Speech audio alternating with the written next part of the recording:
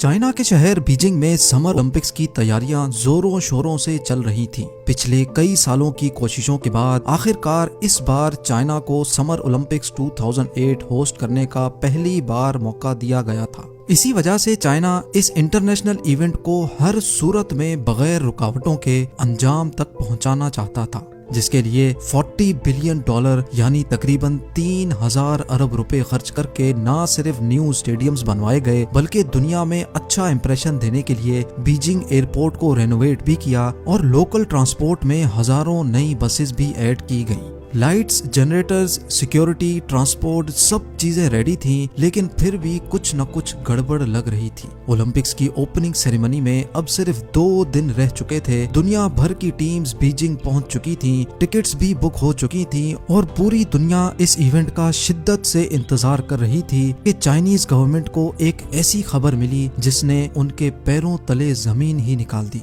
जी हाँ, China meteorological department ने Beijing में तूफानी बारिश की फोरकास्ट जारी कर दी थी, और वो भी ठीक ओलंपिक्स ओपनिंग सेरेमनी वाले दिन की।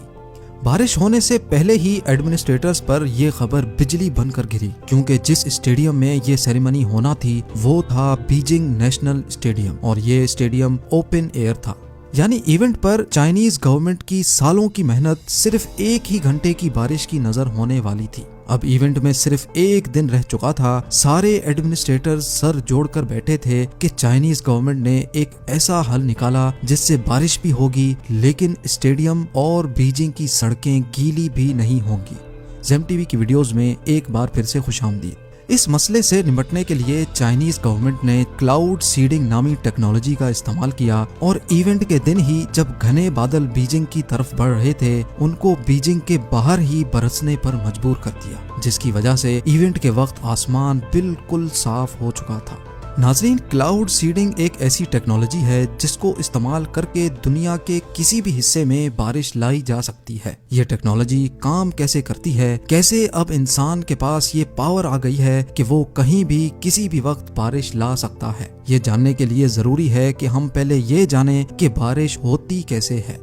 बारिश होने के लिए सबसे अहम चीज है सूरज। जब सूरज समंदर की सतह को गर्म करता है तो पानी एवापोरेट होता है और गैस बनकर आसमान में चला जाता है। आसमान में जाते ही गैस ठंडी हो जाती है और वापस पानी बन जाती है। जी हाँ, पानी के छोटे छोटे ड्रॉपलेट्स मिलकर बादल की शक्ल बना लेते हैं। लेकिन इस बादल में ये छोटे छोटे ड्रॉपलेट्स आपस में एक दूसरे से जुड़ते नहीं हैं, क्योंकि ये ड्रॉपलेट्स पानी की प्योरेस्ट फॉर्म में होते हैं, यानी इनमें किसी किस्म के भी पार्टिकल्स नहीं होते। लेकिन जैसे ही इन ड्रॉपलेट्स का सामना मिट्टी के जर्रात या धुएं के पार्टिकल से होता है तो ये एक दूसरे से मिलकर बड़े ड्रॉपलेट्स बन जाते हैं और अर्थ की ग्रेविटी की वजह से जमीन पर गिरना शुरू कर देते हैं, जिसको हम बारिश कहते हैं। ये तो था बारिश का बेसिक फंक्शन, लेकिन क्लाउड सीडिंग से बारिश कैसे मुमकिन बनाई जाती है। क्लाउड सीडिंग टेक्नोलॉजी पहली बार 1946 में अमेरिकन केमिस्ट विंसेंट शॉफर ने डेवलप की थी, जिसमें सिल्वर आयोडाइड नामी एक कंपाउंड को आसमान में बादलों के ऊपर स्प्रे किया जाता है, जो बादलों में ही मौजूद छोटे छोटे ड्रॉपलेट्स को एक दूसरे से मिलने पर मजबूर कर देते हैं, और आखिरकार ये ड्रॉपलेट्स इतने हैवी हो जाते हैं कि वो बारिश बनकर जमीन की तरफ गिरना शुरू हो जाते हैं। लेकिन इस बारिश को सिर्फ रेन नहीं बल्कि आर्टिफिशियल रेन कहा जाता है। 1967 में यूएस और वियतनाम की वॉर के दौरान अमेरिका ने वियतनाम को क्लाउड सीडिंग के जरिए शिकस्त दी थी। लेकिन सवाल ये है कि आखिर कैसे अमेरिका ने इस टेक्नोलॉजी के जरिए वियतनाम की आर्मी को कमजोर कर दिया था। नाजरीन, हुआ कुछ यूं था कि 5 साल चलने वाली इस जंग के दौरान हर साल मॉनसून के सीजन में अमेरिका अपने C-130 हरक्यूलिस इस्तेमाल करके वियतनाम के बॉर्डर पर बादलों के ऊपर चुपके क्लाउड सीडिंग करता था। इस क्लाउड सीडिंग की वजह से हर साल वियतनाम में मॉनसून का सीजन एक्सटेंड हो जाता था, जिसकी वजह से खौफनाक सैलाब आते थे जो रोड्स तोड़ देते, और पहाड़ी इलाकों में बेइंतहा बारिश की वजह से वहां लैंड स्लाइडिंग हो जाती थी। रोड्स बंद होने की वजह से वियतनाम की आर्मी की सप्लाईज डिस्टर्ब हो जाती थी और वो हर गुजरते साल कमजोर होते गए। इस ऑपरेशन को अमेरिका ने ऑपरेशन पोपाई का नाम दिया था। लेकिन क्लाउड सीडिंग का जो इस्तेमाल दुबई कर रहा है वो वाकई हैरानकुन है। दुबई जो ग्लैमर का दूसरा नाम माना जाता है और जहां हर किस्म का ऐशो आराम मौजूद है, लेकिन क्या आपको मालूम है कि दुबई पीने का पानी एक एक कतरा कितनी मुश्किल से जमा करता है? क्योंकि दुबई में सिर्फ साल में 10 बार बारिश होती है, इसी वजह से यहाँ कोई रिवर्स भी नहीं बहती। पानी तो दुबई के पास बेशुमार है, लेकिन ये है सॉल्टी वाटर जो किसी भी सूरत में पीने के काबिल नहीं है। अगर ये सॉल्टी वाटर पिया जाए तो ये इंसान को एक ही झटके में मार भी सकता है।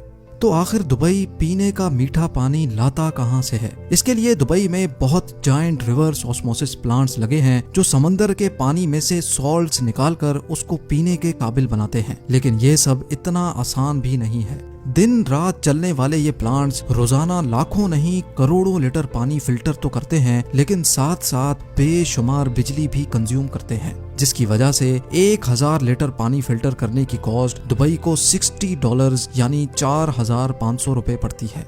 इस खर्चे से बचने के लिए दुबई पीने का पानी भी क्लाउड सीडिंग के जरिए इकट्ठा करता है। जी हाँ, दुबई में हजर के पहाड़ों में एक डैम बनाया गया है जिसके ऊपर आसमान में दुबई गवर्नमेंट क्लाउड सीडिंग करती है। जब बारिश होती है तो बारिश का कतरा कतरा पहाड़ों से स्लाइड करता हुआ समंदर में जाने के बजाय इस डैम में इकट्ठा हो जाता है, जो ना सिर्फ पीने के काम आता है बल्कि दुबई इस पानी से बिजली भी प्रोड्यूस करता है। जहां फिल्टर प्लांट में 1000 लीटर फिल्टर करने का खर्चा 4500 रुपए आता था, वहीं क्लाउड सीडिंग से ये काम सिर्फ 75 रुपए में हो जाता है। उम्मीद है जेम टीवी की ये इंफॉर्मेशनल वीडियो भी आप भरपूर लाइक और शेयर करेंगे। आप लोगों के प्यार भरे कमेंट्स का बेहद शुक्रिया। मिलते हैं अगली शानदार वीडियो में।